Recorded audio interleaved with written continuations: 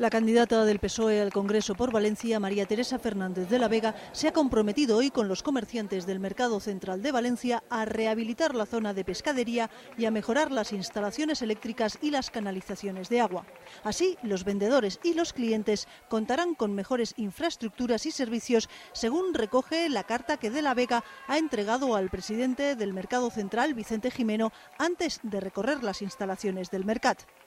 Según de la Vega, estas obras son un compromiso del Gobierno central que llevará a cabo conjuntamente con la Generalitat y con el Ayuntamiento de Valencia para demostrar que las instituciones están al servicio de los ciudadanos, sean del color político que sean.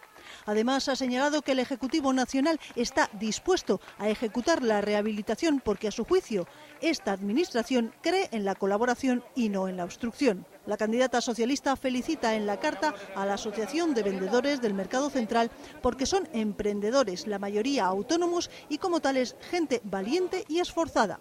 La vicepresidenta ha recordado que el Ejecutivo ha dado a los autónomos un nuevo estatuto que equipara sus derechos a los trabajadores por cuenta ajena. La candidata socialista se ha comprometido a desarrollar plenamente este estatuto. También se ha comprometido a poner en marcha un plan nacional de formación en prevención de riesgos laborales.